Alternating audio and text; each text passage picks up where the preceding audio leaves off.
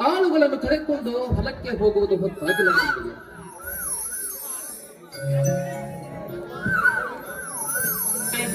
ಈ ಸದ್ಯ ಹೋಗುತ್ತೇನೆ.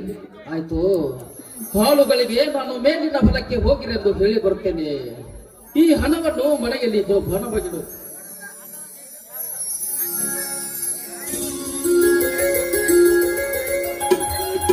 ಅಂದಾಗಿ ಈ ಸಿಂಹದ ಬಿಲ್ಲನ್ನು ತೆಗೆದುಕೊಂಡು ಬಂದಿದ್ದೀರಾ ಸ್ವಾಮಿ?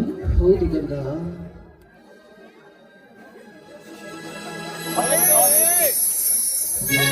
ಹೌದು ಗಂಗ. ಈ ವರ್ಷ ಶೇಂಗಾದ ಬೆಳೆ ಸಂಪೂರ್ಣ ನಾಶ ಆಯಿತು. 10,000 ಮಾಡಬೇಕಾದ ನನ್ನ ಶೇಂಗಾದ ವ್ಯಾಪಾರ ಕ್ಯಾನ್ಸಲ್ ಮಾಡಿ ಮತ್ತೆ 8,000 ಹಣದ ಗಂಟಾಯಿತು. ದಲ್ಲಾಳಿ ಹಮಾಲಿ ಮಾಲೀಕನಿಂದ ಅಡ್ವಾನ್ಸ್ ತೆಗೆದುಕೊಂಡ ದುಡ್ಡು ತೀರಿಸಿ 4,000 ಬಂದಿದೆ. ಈ ಭೂಮಿ ತಾಯಿ ಹಣವನ್ನು ಮನೆಯಲ್ಲಿ ಹರಿಸಿದರೆ ಈ ರೈತನ ಬಾಳು ಬರೀ ಕಣ್ಣಿಂದ ಒಳಗಿರುತ್ತಲ್ಲ ಸ್ವಾಮಿ. ಹೌದು ಗಂಗ, ಪ್ರತಿ ಬೆಳೆಯೂ ಇದೇ ರೀತಿ ಶ್ರೀಮಂತರ ಸ್ವತ್ತಾಗಿ ರೈತನ ಕಣ್ಣು ವಿಚಿಗಿದರೆ ರೈತನ ಬಾಳು ಕಣ್ಣೀರಿನ ಗೋಳಾಗುವುದರಲ್ಲಿ ಸಂದೇಹವೇ ಇಲ್ಲ ಗಂಗ.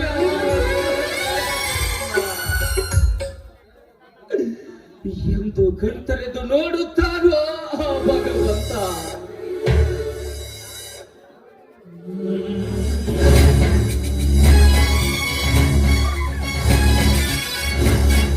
ಅಣ್ಣ, ಅತ್ತಿಗೆ.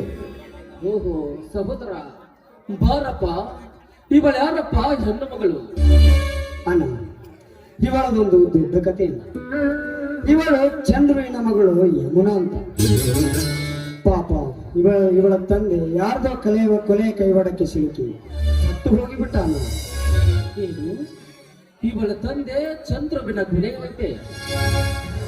ಕೊಲೆ ಅಷ್ಟೇ ಕಣ, ಇವಳ ಆಸ್ತಿ ಕೂಡ ರುದ್ರೇಗೌಡನ ಸೊತ್ತಾಗಿ ಹೋಗಿದೆ. ಅಸಹಾಯಕ ಸ್ಥಿತಿಯಲ್ಲಿ ನರಳಿ ಬರುತ್ತಿರುವ ಈ ಹೆಣ್ಣಿಗೆ ನಾನೇ ಆಶ್ರಯ ಕೊಟ್ಟು ಇವರ ಬಾಳಿಗೆ ನಾನೇ ಜೀವನ ಜ್ಯೋತಿಯಾಗಬೇಕೆಂದು ಕೊಂಡು ಬಂದಿದ್ದೇನೆ.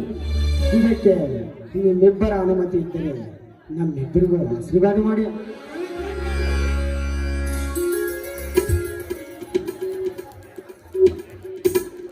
ಏನು ಸಹೋದರ, ಕುರಿ ಹುಡುಕಿಕೊಂಡು ಬರುತ್ತೇನೆಂದ ಹೋದ ನೀನು ಮರಿನೇ ಹುಡುಕಿ ತಂದು ಬಿಟ್ಟಿಯಲ್ಲ. ಶಕ್ತಿ, ಈ ಹೆಣ್ಣನ ಬೆನ್ನಿಂದೆ ಎಂತ ಪವಿತ್ರವಾದ ಹೃದಯದ ಸಹೋದರನಾಗಿ ಜನಿಸಿ ಬಂದಿಯೋ ತಮ್ಮ. ಕತ್ತಲೆಯ ಕಾಲ್ಗತ್ತೆ ನಿರುತ್ತು ನೂರಾಗಿಸಿ ಸತ್ಯ ಹೃದಯದ ಈ ಅನಾಥ ಹೆಣ್ಣನ್ನು ಮದುವೆಯಾಗಿ ಬಾಲ ಜ್ಯೋತಿಯನ್ನಾಗಿ ಬೆಳಗಿಸುತ್ತೇನೆಂದು ಹೇಳುತ್ತಿರುವೆಯಲ್ಲ. ಸಂತೋಷವಾಯಿತು ಸಹೋದರ, ನನಗೆ ತುಂಬಾ ಸಂತೋಷವಾಯಿತು. ಜಗದೊಡೆಯ ರೈತನೇ ಎನ್ನುವ ಸತ್ಯದ ಕೀರ್ತಿಯೊಡನೆ ಒಂದು ಅತ್ತಿಗೆಯರ ಮೂರ್ತಿಯನ್ನು ಸದಾ ಸ್ಮರಿಸುತ್ತಿರುವಿರಿ ಎಂದ ಮೇಲೆ ನಾನು ಈ ಕಾರ್ಯಕ್ಕೆ ಅನುಮತಿ ಕೊಡಲಾರೇನೆ.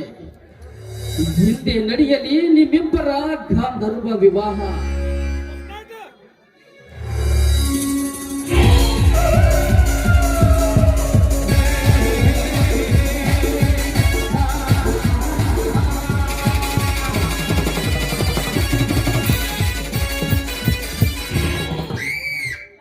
ಏನೋ ವಿಶೇಷ ಕಾರ್ಯಕ್ರಮ ಹಮ್ಮಿಕೊಂಡಂತಿದೆಯಲ್ಲ, ಶಿವ ಶಕ್ತಿಯರ ಬಳಗ. ಏನಿಲ್ಲ, ಬನ್ನಿ ಗೌರಿ, ಕುಳಿತುಕೊಳ್ಳಿ. ಅಂದ್ರೆ ನಾ ಕಣ್ಣಿಗೆ ಕಂಡಿಲ್ಲ ತಮ್ಮ, ನಾ ಇನ್ನು ಮನುಷ್ಯರ ಹುಟ್ಟಿನೇ ಇಲ್ಲ. ಇಟ್ಕೊಂಡು ಮಾತಾಡೋದು ಗೌಡ್ರ ಕೆಲಸ ಅಲ್ಲಪ್ಪ ಶಿವಣ್ಣ, ಅದು ನನ್ನ ಕೆಲಸ. ಯಾಕಂದ್ರ 3 ವರ್ಷದಿಂದ ಕಟ್ಟಬಾಕಿಯಾದ ಭೂ ಕಂದಾಯ ವರ್ಷದಿಗೆ ಬಂದೀನಿ. ನೀ ಪಟ ನೋಟ್ ಎಣಿಸ್ಬಿಟ್ರೆ ಚಟಾಪಟ ಅಂತ ಪಾವತಿ ಹರಿದು ಕೊಟ್ಟು ಬಿಡ್ತೇನೆ. ಮಾತನಾಡುತ್ತಿರುವೆ ಕುಲಕರ್ಣಿಯವರೇ. ಪ್ರತಿ ವರ್ಷ ನಾವು ಚೊಕ್ಕಟ್ಟೆಯಾಗಿ ಹಣ ಕಟ್ಟುತ್ತಾ ಬಂದಿದ್ದೇವೆ. ನೀವು ಸುಳ್ಳು ಹೇಳುತ್ತಿರುವಿರಿ. ಸುಳ್ಳು ಹೇಳಿದ್ರೆ ನಂದೇನು ಹಾಕಿ ತುಂಬುತ್ತಲ್ಲೋ ತಮ್ಮ ಶಿವಣ್ಣ. ನೀವಪ್ಪ 3 ವರ್ಷದಿಂದ ಕಟ್ಟಬಾಕಿ ನಿಂತೈತಿ. ಅದು ನಿಮ್ಮ ಇಬ್ಬರು ಅಣ್ಣ ತಮ್ಮರದ ಜೇಂಟಿ ಎಲ್ಲ ಸೇರಿ ಕಂತು ನಿಮ್ಮ ಅಪ್ಪನ ಹೆಸರಲ್ಲಿ 1500 ರೂಪಾಯಿ ಆಗೈತಿ. ನಾ ಸುಳ್ಳು ಹೇಳಿದ್ರ ಬೇಕಾದ್ರೆ ನಮ್ ಗೌಡ್ರಿ ಕೇಳ. ಹೌದು ಶಿವ, ಕಟ್ಟಬಾಕಿ ನಿಜ. ಮೇಲಿಂದ ವಸೂಲಿ ಮಾಡುವಂತ ಇವರಿಗೆ ಒತ್ತಡ ಹಾಕಿದ್ದಾರೆ. ಹೋಗಿ ಎಲ್ಲರೂ ಸೇರಿ ಬಂದಿದ್ದೇವೆ. ಹಾ, ಬೇಗನೆ ಹಣ ಕಟ್ಟಿಬಿಡಿ. ಗೌಡ್ರೆ, ಪ್ರತಿ ವರ್ಷ ನಾವು ಹಣ ತುಂಬಿದ್ದೇವೆ ಎಂದ ಮೇಲೆ ನಾವೀಗ ಹಣ ಕಟ್ಟುವಾಗಿಲ್ಲ. ಕೊಟ್ಟದಿದ್ದರೆ ಕೊಡುವವರಿಗೂ ಕಟ್ಟಿ ಹೋಗಬೇಕಾಗುತ್ತೆ ಮಗನೇ. ಏ ಗೌಡ, ಕೈಯಲ್ಲಿ ಲಾಂಗು ಬ್ಯಾಕಲ್ಲಿ ಗ್ಯಾಂಗ್ ಇದ್ರೆ ಸಾಂಡು, ಎದಲಿ ಮೂಳೆ ತಲೆಯಲ್ಲಿ ಗಲೀಜ ಗಟ್ಟಿ ಹೆಚ್ಚು ಹುಚ್ಚನಾಯಿನೇ ಕಟ್ಟಾಡ್ಸ್ಕೊಂಡು ಕಚ್ಚೋ ನಾನು. ಪಕ್ಕದಲ್ಲಿ ನಿಂತ್ಕೊಂಡು ಮೇವನ್ನು ಬೆಕ್ಕು ನೀನು ಬಿಡ್ತೀನ. ಬಿಜಾಪುರ ನಂದು, ಬಾಗಲಕೋಟೆ ನಿಂದು ಅಂತ ಬಾರ್ಡ್ರ್ ಹಾಕೊಂಡಾಳ ನಾಯಿ ನೀನು. ಏನಿಷ್ಟ 24 hours ಆಟಾಡೋ ಗುಳಿದು. ಅಷ್ಟೇ ಅಲ್ಲದೆ ನನ್ನನ್ನೇ ಕಟ್ಟುವೆನೆಂದು ದಿಟ್ಟವಾಗಿ ಹೇಳ್ತೀಯಲ್ಲ. ಏನೇನು ತಲಾಟೆ ಕೈಯಲ್ಲಿ ಮಾಲೀಕರು ಏನಲ್ಲ ಗೌಡ.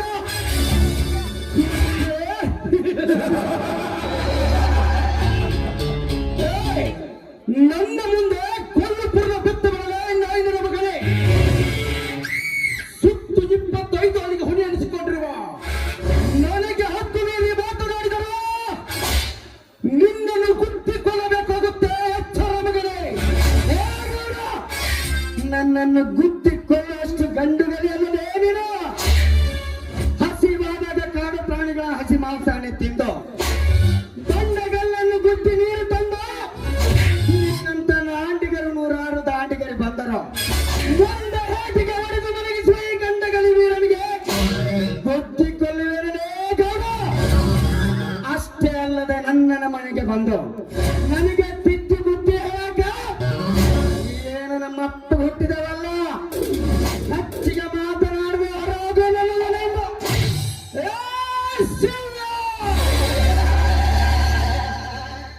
ಮುಂದೆ ಕೊಂದೆದುರಿಗೆ ನಿನ್ನ ತಮ್ಮನಿಂದ ಶಬ್ದವನ್ನು ಅರ್ಥಲ್ಲ ಪೋಳಿ ಮಗನೇ. ಸೊಕ್ಕಿನಿಂದ ಮಾತಾಡಕ್ಕಾಯ್ದು ನನ್ನ ಮನೆಯನ್ನ ತಿಂದರು ಬೆಳೆದಿರುವ ದೇಹ. ಸೊಕ್ಕಿನ ಬಗ್ಗೆ ಮಾತಾಡಕ್ಕ ನೀನು ನಮ್ಮ ಅಪ್ಪ ಕೊಟ್ಟಿದೆಯಲ್ಲ, ಇದು ನನ್ನ ಮನೆಯ ಅನ್ನ ತಿಂದು ಬೆಳೆದಿರುವ ದೇಹ. ನಿನ್ನ ಮನೆ ಅನ್ನ ತಿಂದು ಬೆಳೆದಿರುವ ದೇಹ.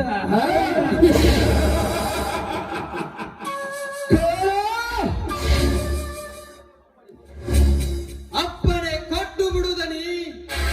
ಮದದ ಮಂದಾಸದಲ್ಲಿ ಮಲಗಿರುವ ಇವರೆಲ್ಲರನ್ನು ತುಂಡರಿಸಿ ಈ ಮನೆಗೆ ಬೆಂಕಿ ಇಟ್ಟು ಬಿಡುತ್ತೇನೆ. ಹೋದರೆ ಗುರಿದು ಮೊದಲು ಇವನ ದೇಹಕ್ಕೆ. ಹಾಗೆ ಮಾಡಬೇಡಿದನಿ, ನಿಮ್ಮ ಕಾಲಿಗೆ ಬಿದ್ದು ಬೇಡಿಕೊಳ್ಳುತ್ತೇನೆ. ನಾವು ಕೊಡಬೇಕಾದ ಹಣ ಕೊಡುವುದು ನಮ್ಮ ಕೆಲಸ. ಎಂತ ಹೇಳಿದನದ ಮಾತು ಮಾತಾಡ್ತೀಯ ನಾಯಿ ಕಟುಕರಿಗೆ. ಬೇಗೌಡ, ಭೂಮಂಡಲಕ್ಕೆ ಹಿಂದೂಸ್ತಾನ ಪತಿ ಅಧಿಪತಿ ಆದರೆ ನಿಮ್ಮಂತ ಶತ್ರುಗಳ ಸಂಹಾರಕ್ಕೆ ನಾನೇ ಅಧಿಪತಿ. ಮರಣದ ಬಂದರು ಶರಣಾಗುವ ಚಂಡನಾಗಲೇ ಬಂಡನ ಮಗನೇ. ನಡೆದು ಹೋಗಲಿ ಕುರುಕ್ಷೇತ್ರ ಅನ್ನ. ಇವರು ನನ್ನದಕ್ಕೆ ಗುರು ಇಡುವ ಮೊದಲು ನಿನ್ನ ಆಜ್ಞೆ ಆದರೆ 10 ಸೆಕೆಂಡಿನಲ್ಲಿ ಈ ಸೆಕೆಂಡ್ಗಳನ್ನು ಇಂಚಿಂಚಾಗಿ ಕತ್ತರಿಸಿ ಹಾಕಿ ನಿನ್ನೆ ಸಾವ ಕರ್ಪಿಸಿ ಮುಚ್ಚೋ ಪಾಪಿ, ಹಿರಿಯರಿಗೆ ಎದುರಾಗಿ ಮಾತನಾಡಬಾರದು. ನಾವು ಕೊಡುವುದು ಹಣ, ನಾವು ಕೊಟ್ಟು ಬಿಡೋಣ. ಕೊಡ. ಈ ನಿನ್ನ ತಮ್ಮನನ್ನು ಹೆದರಿಸಿ ಬೆದರಿಸಿ ಹೊಡೆದು ಬಡೆದು ಎಲ್ಲ ಆಸ್ತಿಯನ್ನು ಚಾಂಡಾಲನಿಗೆ ಕೊಟ್ಟು ಬಿಡು. ಎಲ್ಲವೂ ಹೋದ ಮೇಲೆ ನೀನು ನಿಶ್ಚಿಂತೆಯಿಂದ ಇರುವಂತೆ. ಅಣ್ಣ, ಇನ್ನೂ ತಿಳಿದಿಲ್ಲ ನಾಯಿ ನೀಚಗೌಡನ ವರ್ತಮಾನ. ಅದನ್ನು ಸಮಯ ಬಂದಾಗ ನಾನು ಅದನ್ನು ತಿಳಿಸಿಕೊಡುತ್ತೇನೆ. ಕೂಡ ಬಿದ್ದರೆ ನೀನು ಅವನಿಗೆ ಹತ್ತಬೇಕಾಗುತ್ತೆ ಮಗನೇ. ನಿಮ್ಮ ಸರ್ವಾಸ್ತಿಯನ್ನು. ಅಲ್ಲೋ ತಮ್ಮ ಶಿವಣ್ಣ, ಸ್ವಲ್ಪ ಹಣದ ಸಲುವಾಗಿ ಯಾಕಿಟ್ಟರ ದೊಡ್ಡರಾದಂತ ಹೇಳ್ತೀಯಪ್ಪ. ಎಷ್ಟು ಗಟ್ಟಿದನೋ ಯಪ್ಪ. ಅಲ್ಲ, ಸ್ವಲ್ಪ ದೊಡ್ಡರಾದಂತ ಹೇಳ್ತಿ. ಯಾಕಂದ್ರ ನೀ ದೊಡ್ಡವದಿ, ದೊಡ್ಡ ರೈತ ನೆನೆಸ್ಕೊಂಡಿ ಹೋದಿ ನೀನೇ ಈ ರೀತಿ ಚೀರಾಡಿದಿ ರೀಗಾಡೋದು ಮಾಡಿದ್ರ ನೀವು ಮಾತಿದ್ರ ಹುಚ್ಚರಾಗೋದಂತೂ ಖಂಡಿತ. ಏ ಬಂಡರಂಡ ಸಂತಾನಕ್ಕೆ ಹುಟ್ಟಿದ ಕುಲಕರ್ಯ, ನಾವು ನಿಮ್ಮ ಹೇಗೆ ಅಂತ ಜೀವನ ನಡೆಸಿದ ನಾನೇನು ನಿನ್ನ ಗೌಡನ ರಕ್ತಕ್ಕೆ ಹುಟ್ಟಿದಲೇ ಬಂಡನ ಮಗನೇ. ನಾವು ನಮ್ಮಪ್ಪನಿಗೆ ಹುಟ್ಟಿದ ಗಂಡುಗಳಿಗೂ ಹೆಚ್ಚಿಗೆ ಮಾತನಾಡದೆ ಬಂದ ಕೆಲಸವನ್ನು ಮುಗಿಸಿಕೊಂಡೋಗು. ಮತ್ತೇನರ ಹೆಚ್ಚಿಗೆ ಮಾತಾಡಿದ ಮಗನ ನೀನು ಕಪ್ಪನ ರಾಮ ರಾಮ ಕೃಷ್ಣ ಕೃಷ್ಣ. ಶಕ್ತಿ, ಮುಂದೆ ಕೈ ಮಾಡಿದರೆ ನಿನಗೆ ಈ ನನ್ನ ಬೇಡ. ಕುಲಕರ್ಣಿಯವರೇ, ನನ್ನ ತಮ್ಮನ ಮಾತು ಹಚ್ಚಿಕೊಳ್ಳಬೇಡಿ, ತೆಗೆದುಕೊಂಡು ಬಿಡ್ರಿ ನಿಮ್ಮ ಹಣವನ್ನು.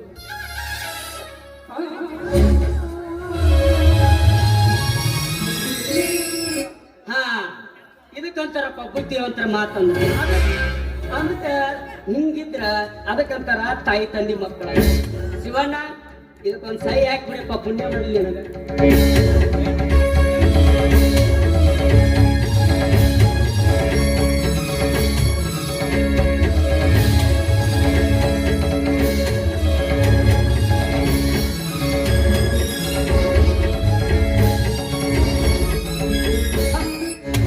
ಗೌಡ್ರ, ನಮ್ಮದಂತೂ ಕೆಲಸ ಮುಗೀತು, ನಮ್ಮದು ಬೇರೆ ಕೆಲಸ ಅರ್ಜೆಂಟ್ ಐತಿ, ಅಲ್ಲಿ ಹೋಗೋಣ ನಡ್ರಿ.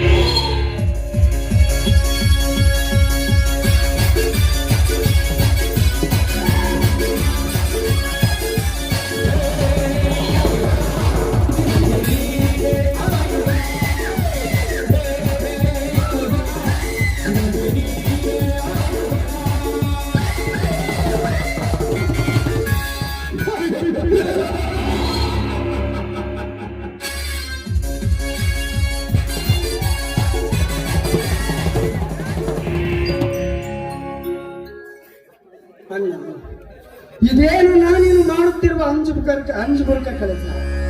ಇದೇ ರೀತಿ ನೀನು ಇವರಿಗೆ ಹೆದರುತ್ತಾ ಬೆದರುತ್ತಾ ಎಷ್ಟಂತ ಹಣದಿಂದ ಹಾಳಾಗುತ್ತೇನ. ಎಲ್ಲಿದೆ ನಾನಿನ ಸತ್ಯವಾದ ಮಾತು?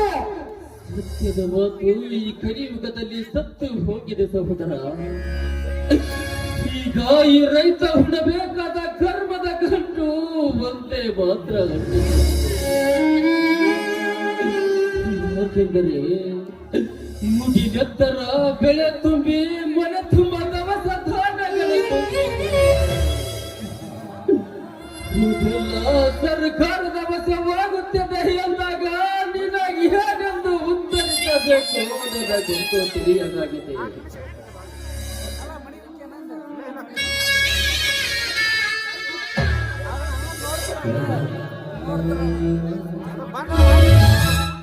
ಶಿವಶಕ್ತಿ ಅವರ ಮನೆ ಅಂದ್ರೆ ಇದೆ ಏನ್ರಿ? ಹೌದು, ಬನ್ನಿ ಬನ್ನಿ. ಏನಾಗಬೇಕಾಗಿತ್ತು? ಏನಾಗ್ಬೇಕಾದ್ರೆ ಕೇಳ್ತಿಲ್ಲ ತಮ್ಮ, ಬರ್ಬೇಕನ್ನ ಬಾಕಿ ಬರ್ಬೇಕಿತ್ತು, ಅದಕ್ಕ ಬಂದಿಲ್ವ ನಿನ್ ಮನೆಗೆ ಅಂದ್ರ ಗೊತ್ತಾಗದಲ್ಲ. ಅಯ್ಯ ಕೈಯ ಪುಸ್ತಕ ನಮ್ಮ ಡ್ರೆಸ್ ನೋಡಿರ ಅಷ್ಟು ಗೊತ್ತಾಗದಲ್ಲ ಏನ? ಅಲ್ಲ, ನಿಮ್ಮ ಮಂಡಲ ಪಂಚಾಯತಿಗೆ ಹೊಸದಾಗಿ ಬಂದ ವಸೂಲಿ ಕ್ಲಾರ್ಕ್ ಅಂದ್ರೆ ಅಕೌಂಟೆಂಟ್ ನಿಮ್ ಮನಿ ಬಾಕಿ ಕಟ್ಟಿಲ್ಲಲ್ಲ, ಅದನ್ನ ವಸೂಲಿ ಮಾಡಕ್ ಬಂದಿನಿ ಅಂದೆ. ಪ್ರತಿ ವರ್ಷ ನಾವು ಚುಕ್ಕಟ್ಟೆಯಾಗಿ ಕಟ್ಟುತ್ತಾ ಬಂದಿದ್ದೇವೆ, ನೀವು ಸುಳ್ಳು ಹೇಳುತ್ತಿರುವಿರಿ. ಇದರಲ್ಲೇನೋ ಮೋಸವಿದೆ ಸಾಹೇಬ್ರೆ, ಮೋಸವಿದೆ. ಅಲ್ಲ, ನಾನ್ ಮೋಸ ಮಾಡಕ್ಕೆ ನಿಮ್ ಮನೆ ಅನ್ನ ತಿಂದ ನಾನು ಏನ್ ಮಾಡ್ತೀನಿ? ತಮ್ಮ, ಮೋಸ ಅಂತೂ ನಾ ಮಾಡಿಲ್ಲ. ನೀನು ಕರೆಕ್ಟ್ ಆಗಿ ರೊಕ್ಕ ತುಂಬಿದ್ರ ನಾ ಯಾಕೆ ಇಲ್ಲಿ ಬರ್ತಿದ್ದೆ? ನೀನು ರೊಕ್ಕ ತಿಂದು ನಾನು ಮುಂದಾಗೋದಿಲ್ಲ. ಈಗ ಮನಿ ನೀರ್ ಪಟ್ಟಿ ಕಟ್ಲಾರ್ಕ 800 ರೂಪಾಯಿ ಆಗೈತಿ. 800 ರೂಪಾಯಿ ಕಟ್ಟಿ ಪಾವತಿ ತಗೋ ಅಂದೆ. ತಂದೆ ಎನ್ನದಾನೇಶ್ವರ, ಈಗಲಾದರೂ ತೃಪ್ತಿ ಆಯ್ತೇನಪ್ಪ ನಿನ್ನ ಮನಕ್ಕೆ. ಸತ್ಯವಾಗಿಯೂ ನಾನು ಹಣ ತುಂಬಿದ್ದೇನೆ, ಬೇಕಾದರೆ ಪಾವತಿ ತೆಗೆದು ನೋಡಿನಿ.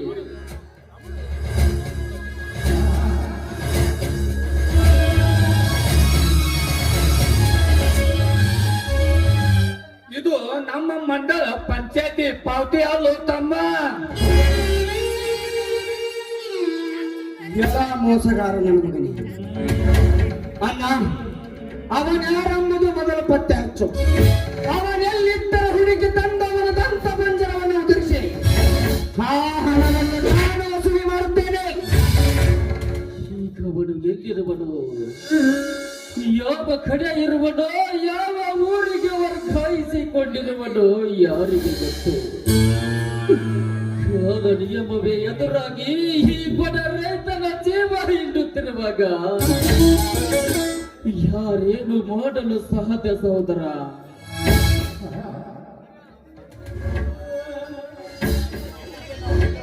ಅಣ್ಣ, ಹಿಡಿದಿಗೆ ನಾವು ಎದುರಾಗಿ ನಿಲ್ಲಲೇಬೇಕಣ್ಣ.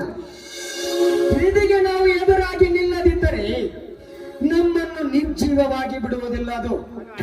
ಅಣ್ಣ, ನೀನು ಪ್ರಸಂಗಾನುಸಾರವಾಗಿ ಈಗ ಹೋಗುವ ಆಸ್ತಿಯ ಮನೆ ಮಠ ಆಸ್ತಿ ಹೋಗುವ ಸಂಪತ್ತು ಎಲ್ಲ ಆದರೆ ಈ ಗಂಡು ಕೊಡಲಿಯ ಶಕ್ತಿ ಏನೆಂಬುದನ್ನು ತೋರಿಸಿಯೇ ಬಿಡುತ್ತೇನೆ.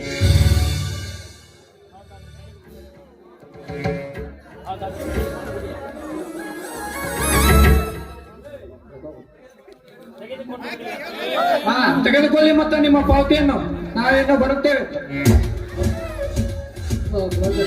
ತೆಗೆದುಕೊಳ್ಳಿ ಗೌಡ್ರಿ.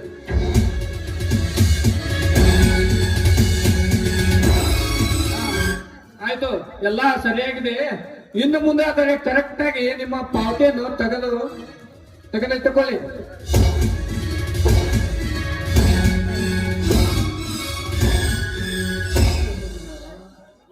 ಇದೇ ರೀತಿ ಅನ್ಯಾಯವಾಗುತ್ತಾ ಹೋದರೆ ಎಂತ ಬದುಕಬೇಕು ಈ ರೈತ? ಎಂತ ದೊರೆಯಬೇಕು ಈ ರೈತರಿಗೆ ಸ್ವಾತಂತ್ರ್ಯ? ಅಣ್ಣ, ಸ್ವಾತಂತ್ರ್ಯ ಸಂಗ್ರಾಮ ಕಟ್ಟುವ ಸಮಯ ಬಂದೇ ಬರುತ್ತದೆ.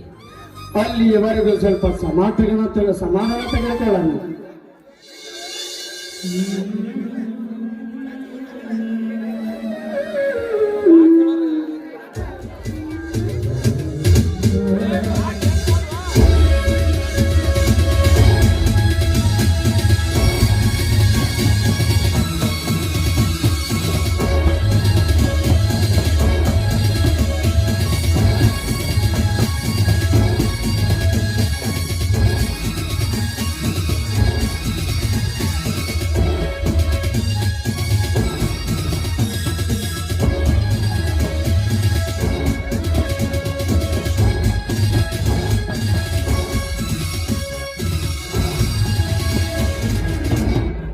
ಸರ್, ನಿಮ್ಗೊಂದು ಕಾಗದ ಬಂದಿದೆ, ತಗೊಳ್ಳಿ.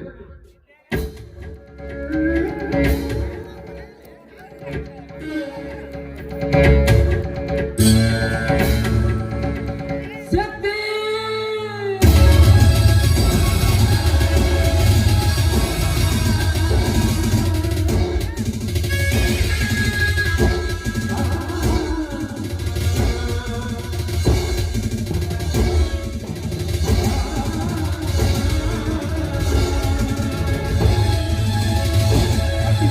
ಸ್ವಲ್ಪ ನೀರು ತೆಗೆದುಕೊಂಡು ಬನ್ನಿ. ಅಜ್ಜಿ, ಸ್ವಲ್ಪ ಮೂರ್ಛೆ ಬಂದಂತಾಗಿದೆ. ನಾನಿದ್ದೇನೆ, ನೀವು ಸಮಾಧಾನ ತೆಗೆದುಕೊಳ್ಳೋಣ.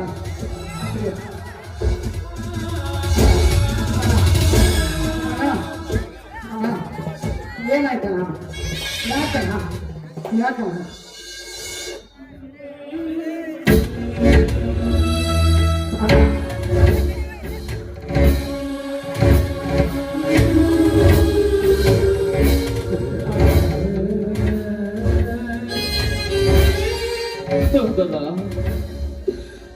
ಎಷ್ಟು ಸಹಿಸನಪ್ಪ ಈ ಸಂಸಾರದ ಭಾರವನ್ನು.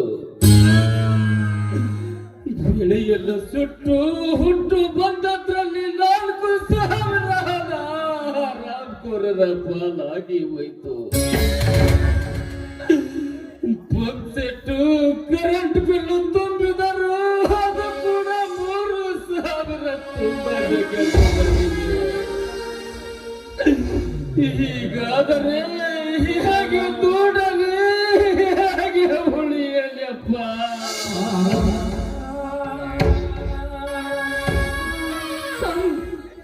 ಒಂದು ವಾರದಿಂದ ತುಂಬಿದ ಹಣ ಮತ್ತೆ ಬಂದಿದೆ. ಒಮ್ಮೆ ಏನ್ ಮಾಡುವ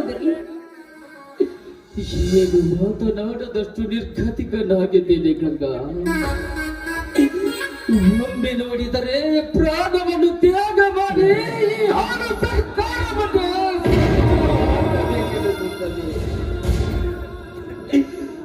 ಹೇಗೆ ಮಾಡಲಿ, ಎಷ್ಟು ಸಹಿಸಿಕೊಳ್ಳಲಿ?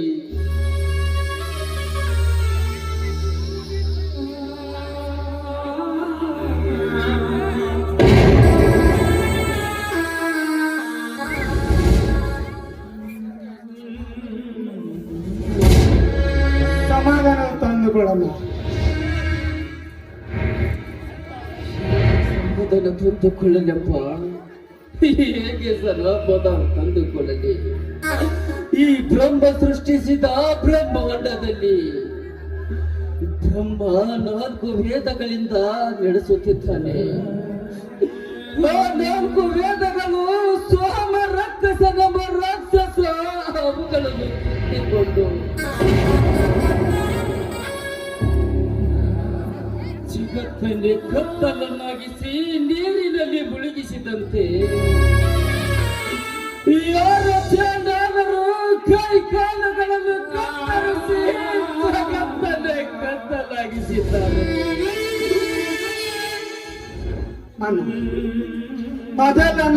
ಅದನ್ನೆಲ್ಲ ನೀನು ಹಚ್ಚಿಕೊಳ್ಳಬೇಡ. ಅದಕ್ಕೆ ನಾನಿದ್ದೇನೆ. 4 ವೇದಗಳನ್ನು ಕೊಚ್ಚಿಕೊಂಡು ನೀರಿನಲ್ಲಿ ಮುಳುಗಿಸಿದ ಸೋಮ ರಾಕ್ಷಸನಿಗೆ ಆ ಹರಿನಾರಾಯಣ ಮತ್ಸ್ಯಾವತಾರ ತಾಳಿ ನುಗ್ಗಿ ಕೊಂದು ಮತ್ತೆ ಸೃಷ್ಟಿ ನಡೆಸಿದಂತೆ ಸತ್ತ ಎಂದು ಬಡಿದಾಡುತ್ತಿರುವ ನನ್ನ ಅಣ್ಣ ಸತ್ಯ ದೇವನ ಹಣದ ಮೇಲೆ ಕಣ್ಣು ಹಾಕಿರುವ ಪಾಪಿಗಳನ್ನು ಮೆಟ್ಟಿನಿಂದ ಹೊಡೆದು ಮೆಟ್ಟಿ ಸುಡುತ್ತೇನೆ. ಮೆಟ್ಟಿ ಸುಡುತ್ತೇನೆ. ನಮ್ಮೂರಿನಿಂದ ಆಚೆ ತೋಡಿಸುತ್ತೇನೆ. ಶ್ರೀಮಂತಿಕೆ ದರ್ಪದಿಂದ ಮೆರೆಯುತ್ತಿರುವ ಆ ಕೆಟ್ಟ ಸೂಳೆ ಮಕ್ಕಳನ್ನು ಸುತ್ತ ನ್ಯಾಯವನ್ನು ತೆಗೆದುಕೊಂಡು ಬರುತ್ತಾನೆ ನಾಯಿನ ಸಹೋದರ. ಅವರ ವಿರುದ್ಧ ಸಿಂಹದ ಗರ್ಜನೆಯಾಗಿ ಗದರಿಸಿ ನ್ಯಾಯವನ್ನು ತೆಗೆದುಕೊಂಡು ಬರುತ್ತಾನೆ ನಾಯಿನ ಸಹೋದರ. ಅಲ್ಲ, ಗುಡುಗು ಸಿಡಿಲಿನ ಆರ್ಭಟಕ್ಕೆ ಕಾರ್ಮೋಡಗಳೇ ಕರಗಿ ನೀರಾಗಿ ಮಳೆಯಾಗಿ ಬೆಟ್ಟ ಗುಡ್ಡಗಳಲ್ಲಿ ದಿಕ್ಕ ತಪ್ಪಿ ಮೆರೆಯುವಂತೆ ಇಂದು ಈ ಶಿವಶಕ್ತಿಯರ ಆರ್ಭಟಕ್ಕೆ ಬಂದು ಬೆರಗಾಗಲೇಬೇಕು ಈ ಊರಿನ ಗರ್ಭ ಶ್ರೀಮಂತ ಕುನ್ನಿಗಳು. ಅಲ್ಲ, ಜಗತ್ತಿನ ತಂದೆ ಅನ್ನದಾತೊಬ್ಬನ ರೈತರ ಹೆಣ್ಣು ಹಾಗೆ ನಾ ಮಾಡದಿದ್ದರೆ ನಾನು ನಿನ್ನ ಸಹೋದರನ ಅಲ್ಲವೆಂದು ತಿಳಿಯೋಣ. ನಾನು ನಿನ್ನ ಸಹೋದರನ ಅಲ್ಲವೆಂದು ತಿಳಿ. ನಂಬಿಕೆ ಇದೆಯಪ್ಪ, ನೀನು ಹೇಳಿದ ಕೆಲಸ ಮಾಡಿ ಮುಗಿಸುವ ಗಂಡದೆಯ ಗಂಡು. ಹಿಂದೆ ಮುಗಿದು ಹೋಗಲಿ ನಿಮ್ಮೆಲ್ಲರ ಮದುವೆ ಕಾರ್ಯ.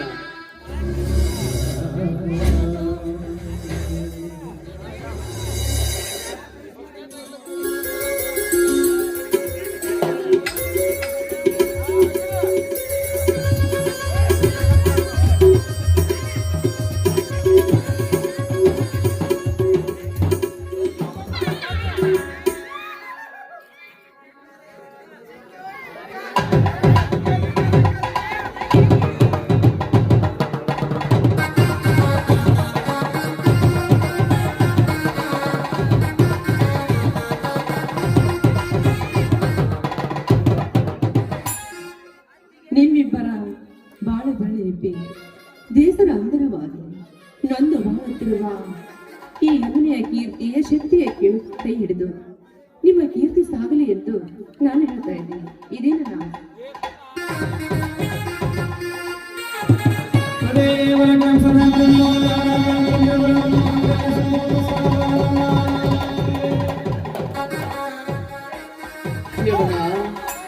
ನನ್ನ ತಮ್ಮನ ಸತಿಯಾಗಿ ಬಂದು ನಮ್ಮ ಮನೆಯ ಜ್ಯೋತಿಯನ್ನು ಬೆಳಗಿಸಮ್ಮ.